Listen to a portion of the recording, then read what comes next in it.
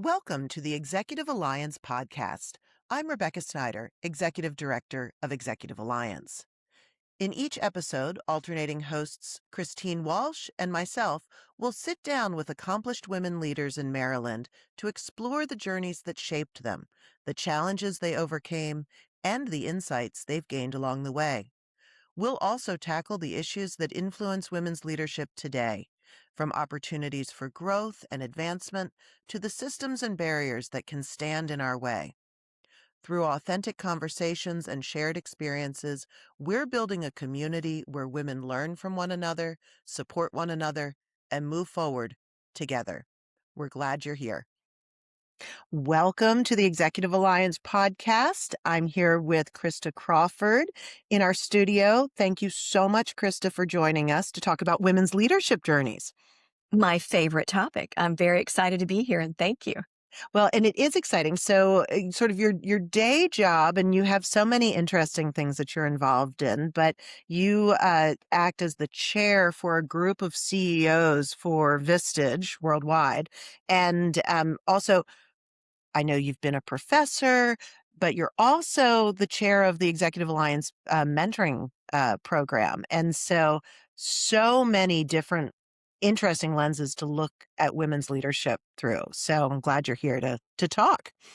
Thank you. And I will let you lead which one you want to talk about first. Well, let's talk about Vistage and sort of how you got involved in that and sort of what you're drawing from your previous experience. You know, every time you get a new role, you sort of bring all the culmination of your experiences to bear. So let's talk about where you are now and how you're using some of the elements of your journey there.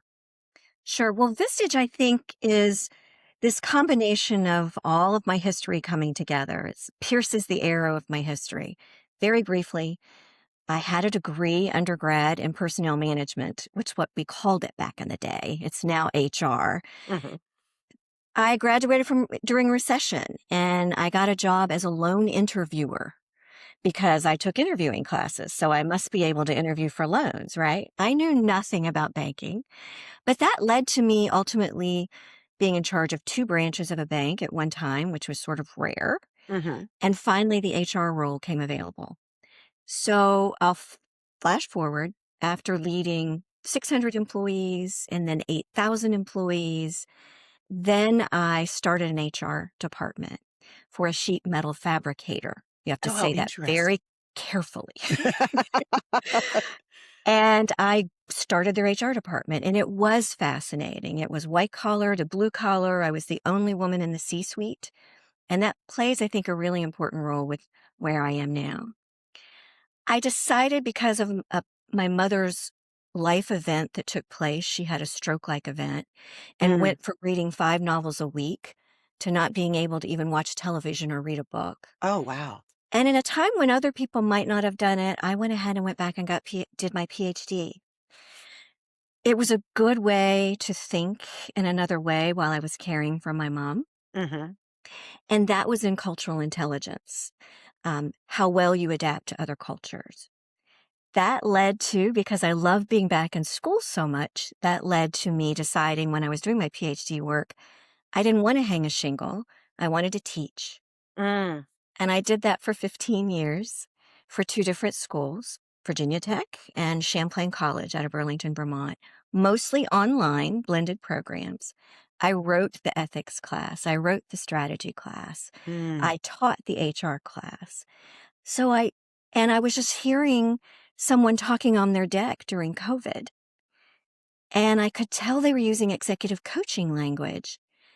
And I asked them when I saw them a couple of weeks later, I'm like, are you an executive coach? And he said, no. But you should be a chair. That's what we call it. And I had no idea who Vistage is or what the organization is. And 6 months later, I was one. I was a Vistage chair. So what does a Vistage chair do? Because that does sound a little unique. Yeah. So we curate and grow a group of CEOs in our geographic region. No one at the table can be in a competing industry. Mm-hmm. You can have multiple construction industry people, but there can only be one electrical contractor, only one concrete. Currently, I have 3 high-tech companies, and I have a legal team, and I have an accounting group. I have a landscaper. I have this wonderful variety of leaders. They walk away from their business for a full day every month to work on their business. Mm. I facilitate that. Vistage has one of the largest private speaker bureaus in the country, and I can bring someone in 8 times a year for a 3-hour presentation. It could be on AI, it could be on team building, it could be on conflict resolution, whatever I feel the group needs the most of. And then in the afternoon, this is the sweet sauce. That group of people, me facilitating, they bring their issues, or as you would call them, messes, and each individual person at the table offers constructive criticism or suggestions. Person doesn't have to do anything that's suggested, but they almost always do one of those things or a combination of them. And I Mhm. get to participate in that and facilitate that. It's just my favorite job I've ever had. I feel so honored to be a chair for Vistage. Well, and oh gosh, there's so many things that we can unpack there. I feel like the thread for me is that lifelong learning. Like you have such an innate curiosity about the world around you, and being in that environment where you're bringing in different industries and different roles uh, to really like run workshops about how to make people's lives better, their professional lives better. That does sound like the culmination of what you have really been working on throughout. Um, and I also love, I mean, you were talking about bringing your messes, which is a reference for those of you who don't know, it's a reference to one of our mentoring sessions in this past year's program. And Krista is a co-chair, as I said, of the program.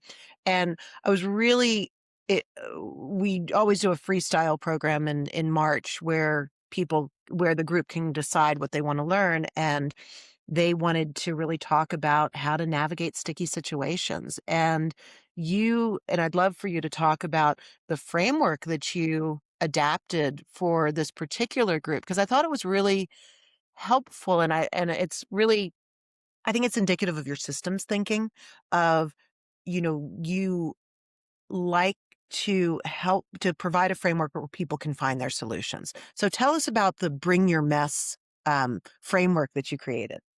Yeah, and I won't walk through every step, but the key to getting people to drill down into a piece is to get them to do a very brief background Hmm.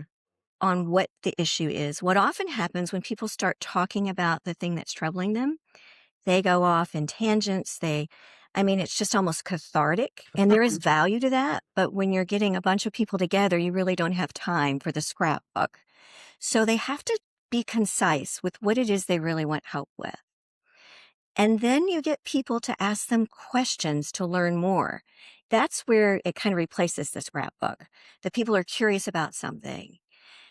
Then they get to hear people make some suggestions. And ultimately, the individual decides if they're going to do something or not, and what it's going to be and what that would look like.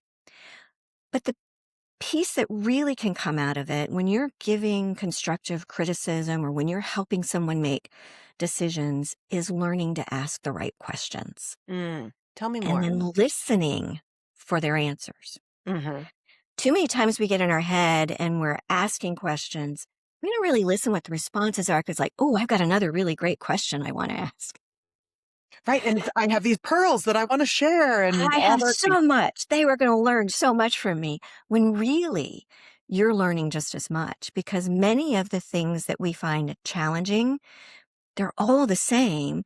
It's just how we scale them or how we deal with them in our individual situation. They're people problems, they're hiring problems, they're family issues. They all impact, what we do in our work. Maybe the issue is you're in the wrong job, you're in the right company, you're just in the wrong position. Mhm. Usually those don't flesh out in these situations, though, because people are pretty rooted where they are. Sure. But that's just an overview of the power of getting a group of people together. I think that's why my work with Vistage and my work with the Executive Alliance meshes so well is because Mhm. it's both of these situations are it's group work. It's getting groups to be more effective. It's getting groups to bond. It's getting groups to offer each other solutions. My job is to step back and let that happen. Well, and I think that's really interesting as a leader because I think our conception of leadership is, you're charging out in front, you're leading, you're the point heading forward on something.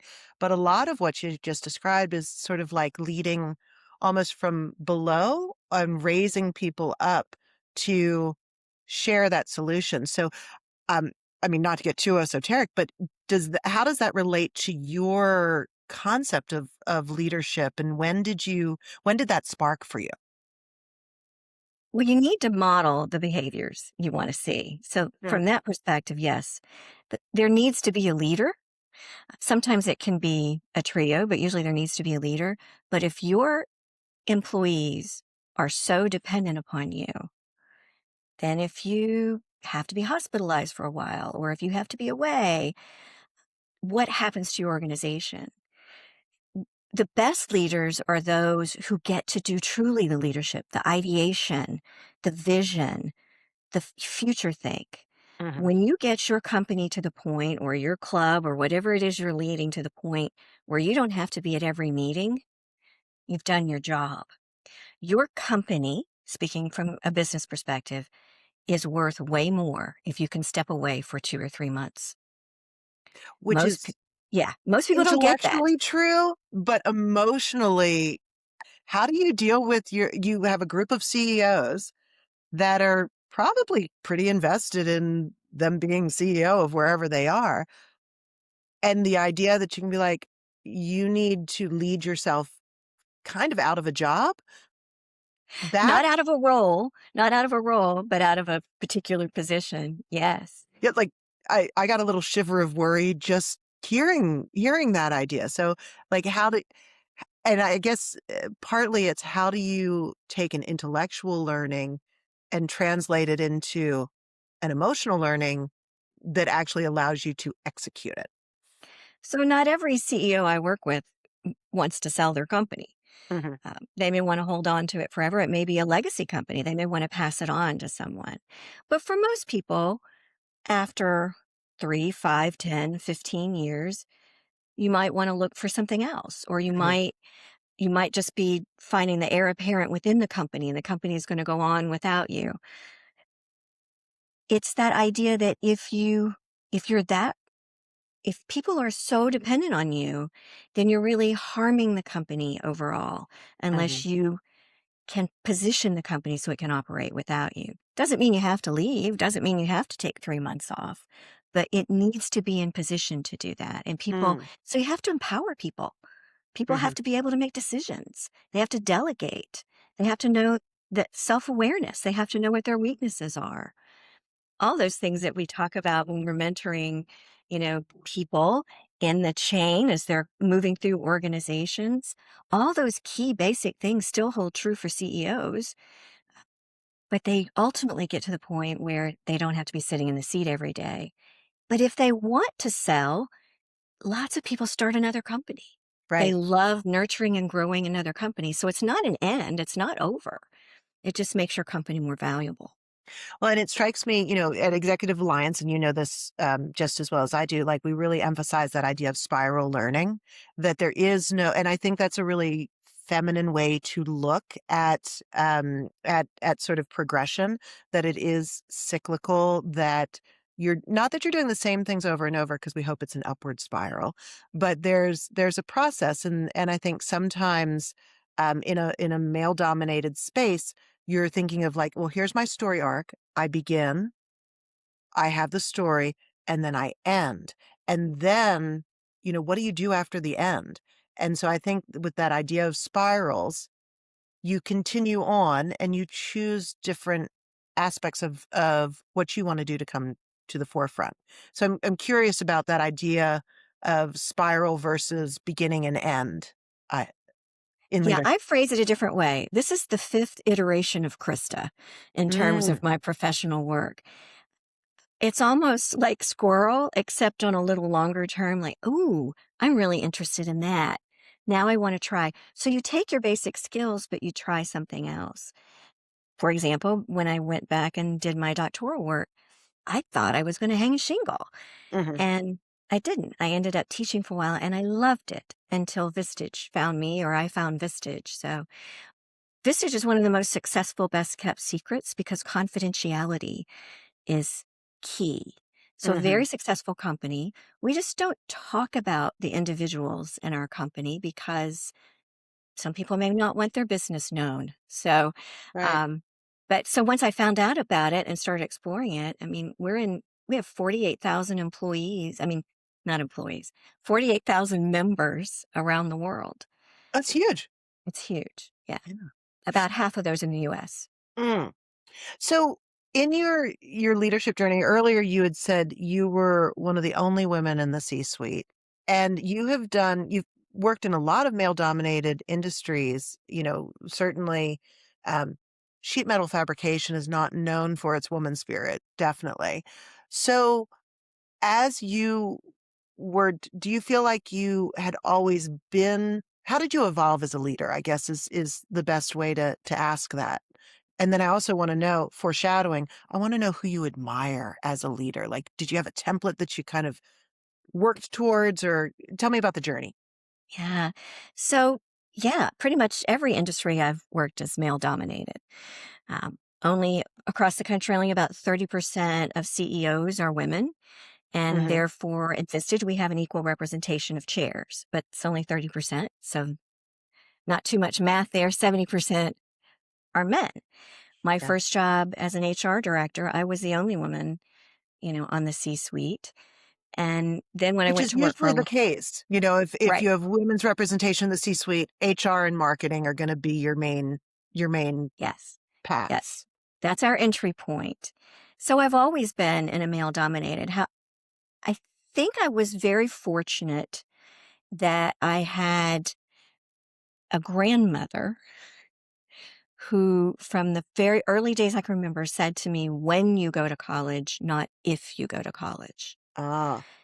So I never thought there would be a chance of doing anything else. I didn't know that there was an option.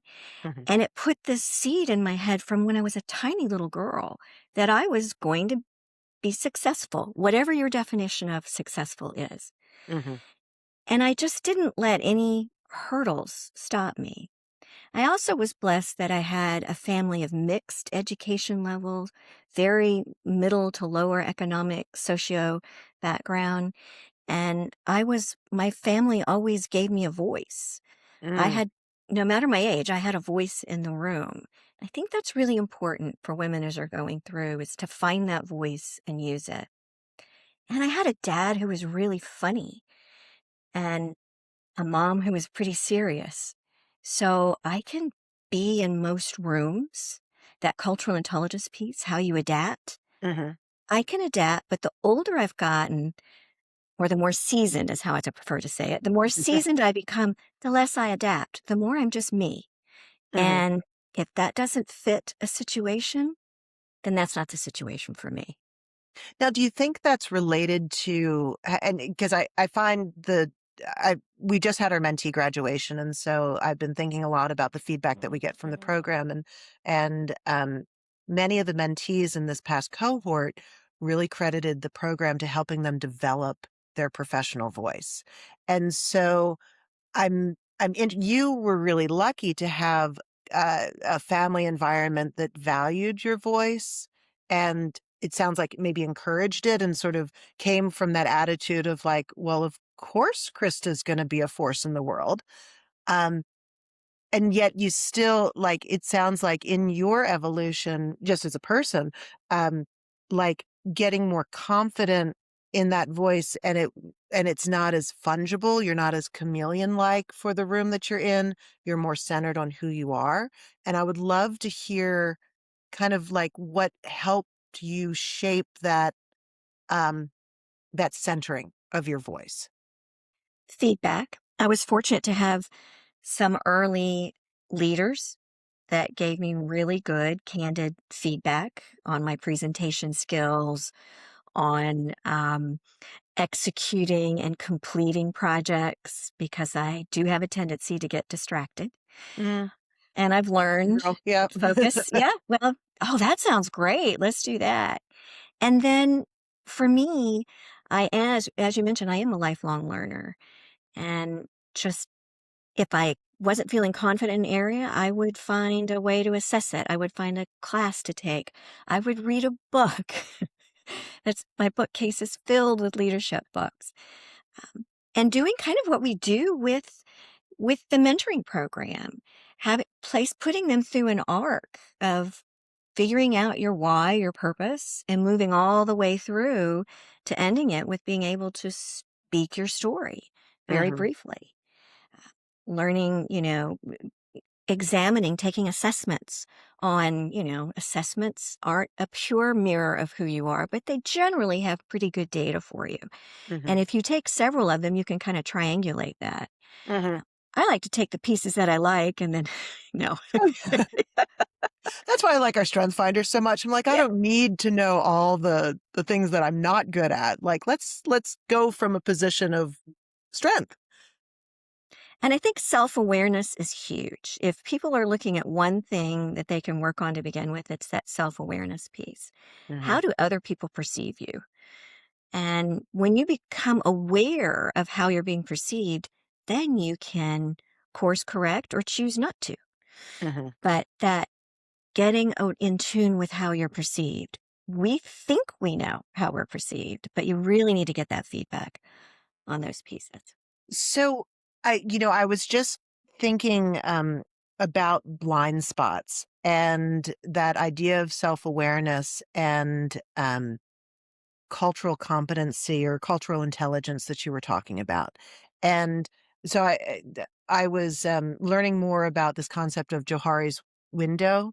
Um, and I feel like a lot of what you're talking about really rel helps you in that cultural intelligence piece. And I'm not sure that people really, like, out in the wild know that much about cultural intelligence. So could you talk to us a little bit, not that you have to explain Johari's window, but it's about, the four quadrants, and assessing what's known, what's unknown, what's something that, others know about you, but you don't see. So it's really about that blind spot piece, and it's being used often in cultural competency. So that's a really like random, wild, messy question, but take of it what you will, because I'm interested in your cultural intelligence piece. I think you summed up Johari's window really well, the known knowns and the unknown knowns. And identifying, you plot that out and you figure out what you think. Mhm. But when we're looking at self awareness or the cultural intelligence piece, it's that adaptation. Not that you have to be fake or false. And I don't want people to, be someone else over here and something, but simple ways that you can blend in with others. Try to use some of the language that they use. That mirroring technique. Mhm. Um, if someone's raising their voice, then you can lower yours or you can raise your voice and they'll become aware of it and they'll lower it. Mhm. And if you're talking and someone starts raising their voice, that's a sign you need to lower your voice because they're giving you those signs. With cultural intelligence, you're doing simple things. Just maybe you want to get to know someone really well, cook something with them. Mm. If you're adapting to a completely different culture, take a cooking class with locals. If you're traveling, walk with them, talk with them, even if you only know a few words. That shows that you're willing to show your vulnerability, and people like that. They like Mhm. people that are vulnerable. And it also grows you. In a workforce, it's a little different, but you can adapt those behaviors and words and language and actions that others do, and you will find you will get closer to them. And then you'll find them adapting what you do. Again, we're not trying to make everybody the same, but you do want to have that connection to just let people know without having to say, will you be my friend? Right. But in a workforce, that doesn't usually work. So those are cultural intelligence is really this ability to adapt to other people, and you can grow it. It's like almost everything we have within us, we can grow more of it once we're aware of it. But Hmm. awareness is the key. Well, and as we're talking about leadership, like I think, and you've done a lot of leadership, you've developed a lot of leaders, and in our conversation, it strikes me that so much of this work feels very interior, um, and you have to have a degree of self-control and comfort within yourself to be able to have the capacity to lead others. And so I wanted to get your thoughts on, like, I think sometimes we think, oh, to be a CEO, I need to have these tactical skills, but it seems like they're more internal skills. And is that off base? What do you think about something like that? So for centuries, leader, lead thyself. The standard is you cannot lead others well unless you can lead yourself. Mm, So if you're always late, if your work is not, at the par, if you offend people, that's going to translate into your leadership. So you have to begin the work internally. You hmm. have to get yourself ready to lead other people. As you go through an organization, ideally, the CEO doesn't need to have any tactical skills by the time they get to the top. You hire the best to do that so that you can be that visionary. But usually, in order to get there, you have to go through the chain and you have to go up through the system, unless you start your own company. If you start Hmm. your own company, then you've got to be everything. And then ultimately, the visionary. So it's that, again, self awareness. You've got to work on you. Hmm. People will not respect a leader that has incompetencies. Right, They might do things if you yell at them, but they're not going to want to stay at your company. They're right. not going to talk well about your company after they're gone. Hmm. Now, a lot of what we've talked about has been sort of general leadership, but I'm interested. Because you were in male-dominated industries, um, and because you're a woman, of course. Like, is it different for women leaders, and how do you advocate for women leaders? I mean, obviously, you're a part of Executive Alliance, but sort of out in the field, are there gender differences in so much as gender's a construct, but like, are there differences in leadership, and how do you advocate for women in leadership positions? Studies have consistently shown that women actually make better leaders because women in general have more empathy and have better relational skills. Now, it's not like it's a huge difference between men and women. Hmm. But on the other side of the coin, the perception of women as leaders is different. And I Mm, think it's because we're compared to the often compared to the traditional items that used to be leaders. Leaders were tall and strong and they spoke really loudly, and it's changed, thank goodness, so much mhm, in the last 5 decades, I would say, that I've been able to witness some of this. But women actually have been shown through statistical analysis to be better leaders. One of my favorite sayings is kindness matters. It's mhm, not that being kind is a feminine trait. It's just that we're taught differently on how to do that. Um, we are across the board, we tend to stay longer mhm, and we tend to we're stickier with our employees. mm, But the differences are, be- that window's becoming smaller and smaller. mhm, So in answer to that, I was lucky that I had an early female leader. Not my first, but my third leader that I reported to was a mhm. woman, and she'd been through it all. And she gave me some good tips. Um, just, be a better listener. Okay. Because I'm gonna ask for the tips. Yeah, I knew you were going to ask for that. To be a better listener. And she gave me travel tips that were much more needed earlier back in the day. Take a book when you go eat by yourself, things like that. Those are good tips. They're Yes. good tips because, you got something to do. It sends a signal, leave me alone. Yep. Um, and I always tried to work next to the most successful people Mm, in an organization. That was a tip gave. She said, Krista, I don't care where they're from or what they look like or who they are. The successful people, you want to try to, what is it they're doing that makes it, different? And so often I would be modeling or emulating after male leaders mhm. until there were more women leaders that I could model. So that's all previous century stuff. Well, and so we talked a little bit about the perception of women leaders and like the women maybe have an edge in relationships and sort of empathetic skills, but Mhm. that gap is closing. But yet women still lag far behind. You said earlier, 30% of CEOs in the country are women. So what how do we break through being perceived in a different way when in general, the women that I come across, we don't want to remake ourselves in the image of some tired standard that's really not effective, but we also want that full value. We want to be the leaders that we can be. So how do we Y- do it? Yeah. So you're in a meeting and you're the only woman at the table, and someone says someone needs to take notes. Do not volunteer to do that. Even if you're really good at taking notes. Even if you're really good at taking notes. Because as you're taking notes, you can't participate in the conversation very well. Right. They're not hearing your thoughts, you're just taking notes. And it's always been a more traditional role. So that's an easy one. Don't Now, get the cake for the party. Does that fall in that category too?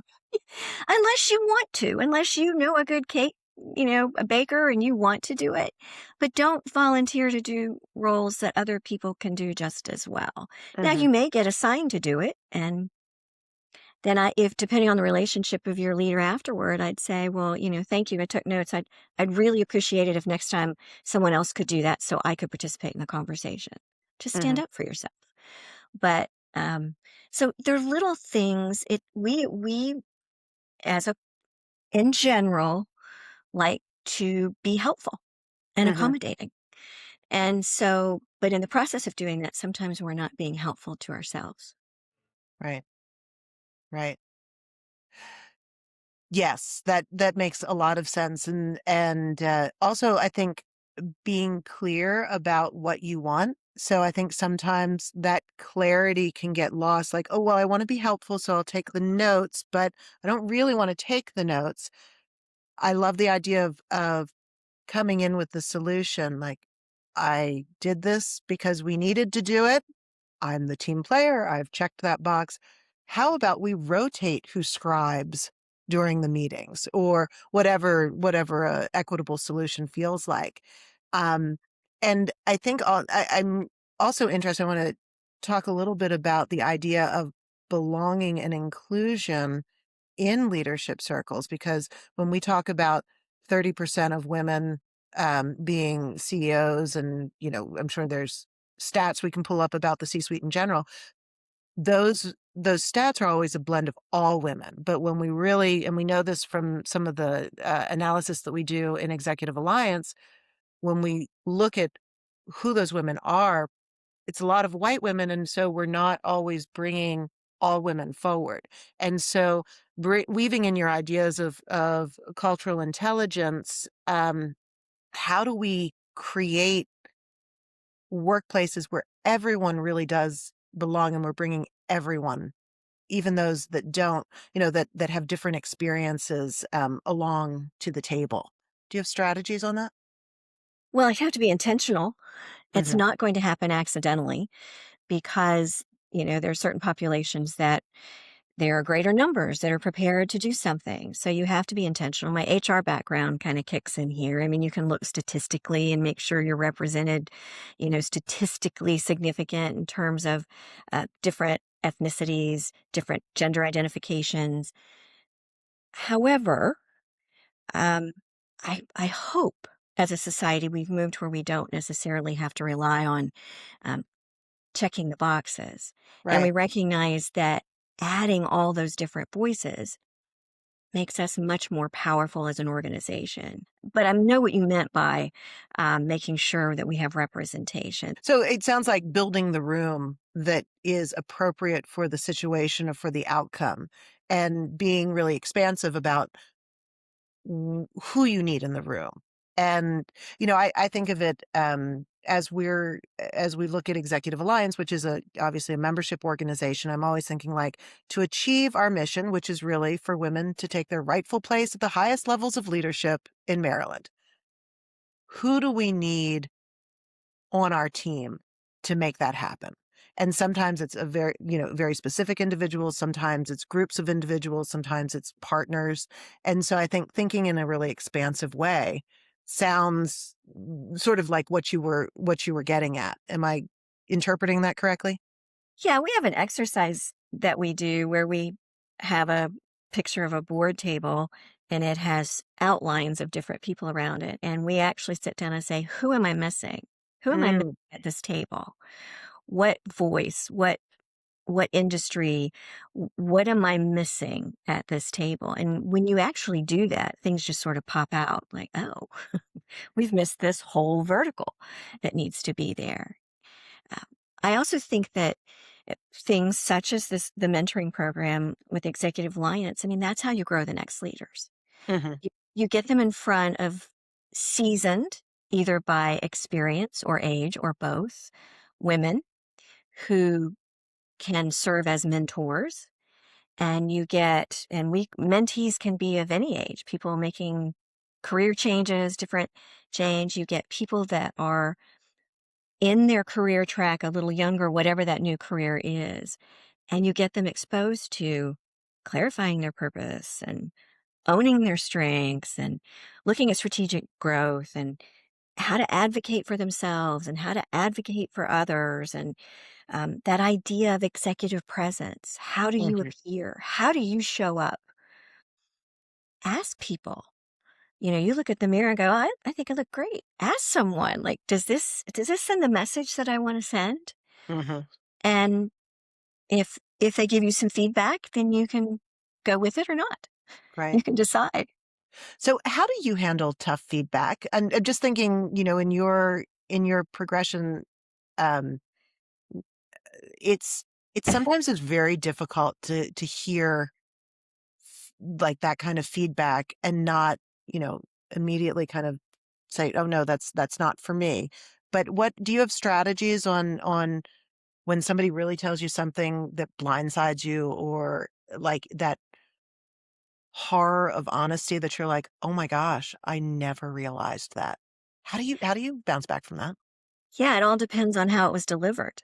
You Mm, know, um, if someone's giving you constructive criticism, and it can be very critical, there are good ways and bad ways to do that. So if they do it around behaviors and results and not about your appearance or how you sounded, that's a behavior. But here's some examples. One instance doesn't go over well. You want to correct behavior that needs to be corrected quickly. mhm, But if you don't want to if there's several things going wrong, you don't want to bring the whole menu at one time because people can't mm, correct all that at one time. So mhm, if someone offers me some constructive criticism and I disagree with it, then I'm just going to say, tell me more. I'm not aware of that. Tell me more. I want to know more of what happened because that's really helpful.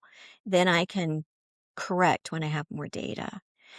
mhm, If people gave each other feedback on a more regular basis, it wouldn't get to that critical point. So mhm. that's why I love weekly, monthly check-ins. Um, Check-ins weekly, monthly one-to-ones with your key reports. Really quick. What can I do to help you? What resources do you need? How do you think it's going? That's it. And if you do that on a regular basis, you catch things before they become a problem for that employee or a problem for you. But if you wait for the annual review to give them, You're like, "Let me roll out my scroll of problems." it doesn't help. Fortunately, many companies are going away from the annual review or have gone away from it, but they still exist. Well, They and I still also think exist. that's important to like when you're managing up. Yeah, You may not in the luck of the draw get the manager or the leader that you feel like you need in that moment. And so asking for what you need, like, hey, can we have a check-in? I, mm, I think it does go both ways. it does. And taking responsibility and just say, it's been a long time. I'd really like to have a check-in. I really, can we sit down?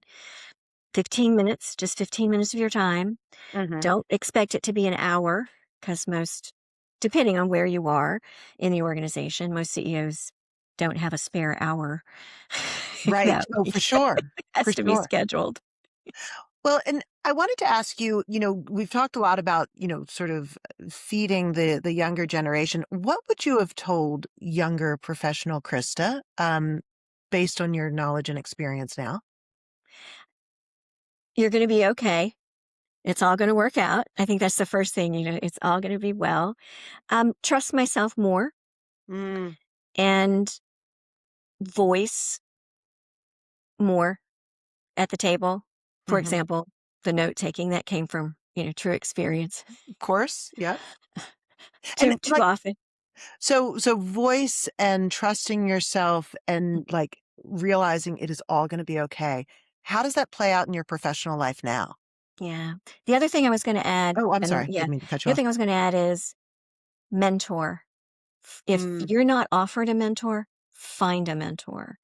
Find a person, a woman, if you're a woman, or a man, however they identify, that you admire and that you really like the way they get things done and the way they present themselves, and get feedback from them and grow. So, hmm. yeah. So, what was the question? I'm sorry. Well, I want to know how those sort of lessons for younger Krista, how they're playing out in your life now. I do ask a lot of questions now, and I do ask for feedback. Um, and I encourage others. I also try to end most conversations that I have. Anything else you want to ask me, Hmm. because sometimes there's that thing hanging there. There's something and they're not asking, and make sure you leave time for that. I like that. Okay. And then as we're coming up on time, I want to know what's stirring for you in the future. You've talked about how you've had different iterative generations of Krista through the time, and you've been doing Vistage for a long time, and you just got back from an amazing trip to Scotland, and so what's stirring for you? I feel like you have such an active life. So what's next?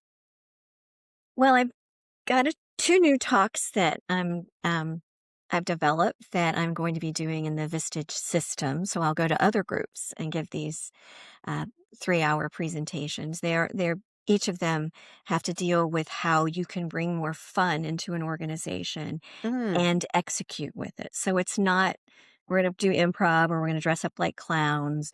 It's thank just goodness. how, yeah, no, there's none of that. No clowns. Yeah, it's all about execution and little short things you can do that bring out ideas. So just a little teaser for that.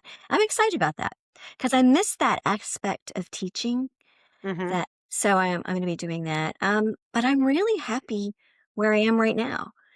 Um, I'm really Vistage is a really good fit. I love the work I'm doing with Executive Alliance. I volunteer with a couple of other organizations, and that keeps me productive. But it's not so much that I can't go to Scotland or go to New Zealand. I Right. want to make sure I'm at that season in my life when I want to make sure that I'm working that bucket list, Yeah. uh, the ever growing bucket list. I do one and then I add one to it. Well, and I feel like you have like a highly developed conception of like your ideal day. Like you feel so intentional about how you want to spend your time. And I wonder, what does constitute an ideal day for you? Yeah. So, ideal day, get my coffee, go out on the deck if the weather allows, and have that first cup of coffee just with Mother Nature. Um, and then I will have a little breakfast, and then I will check off what my to-do list is from the day before that I make and see what it's going to look like and plot what I'm going to do, the biggest one first. Hmm. And once I have that plan, then I get to my email. Oh, okay. I Good turn the strategies. phone off or on silent or do not disturb from 10 to 6, 10 p.m. till 6 a.m. Hmm. And then when it comes back on, I just sort of ignore it. I'm just not that important. Nobody needs me at 7 o'clock in the morning. They just don't need me. And then I work on those things and I'll take a walk, do some kind of exercise. I like to have a little rest in the afternoon. It really helps me. Hmm. So half hour, just take a break, Hmm. disconnect if I can. Not every day I can do that. Most days I can't, but that's the ideal day. Oh, we're talking ideal, exactly. Yeah. And then no more after 5 p.m. and make a nice dinner, go out to dinner, have a beverage, I watch feel like you're something. living your best life. I am. I'm living my best life. And that's kind of what it is. And then, on other days, it's when I'm traveling, it's kind of the same thing, except no work. I don't do Mm, any work when I'm on vacation. So mm. No, I love that. Well, Krista, thank you so much for sharing more of your leadership journey. It's been a delight to talk to you. I hope you thank you. continue to live your best life. And I know you will. And it was really great to get to know you a little bit more. Great. Thank you, Rebecca. I enjoyed it. Appreciate you. Thank you for joining us for this episode of the Executive Alliance podcast. We hope today's conversation inspired you, challenged you, and reminded you that leadership is a journey best traveled together. Executive Alliance is a catalyst for women leaders in Maryland. We believe in advancing women's representation at the highest levels of leadership in business, civic organizations, and government. To learn more about our programs, events, and membership opportunities, visit executivealliance.org. If you enjoyed this episode, please subscribe, share it with a colleague, and leave a review.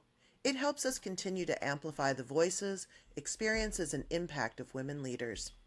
Until next time, remember that every woman has something to teach and something to learn, something to offer and something to receive.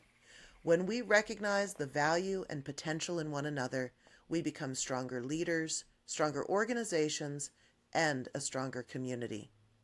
Keep reaching forward, reaching back, and bringing more women into the light.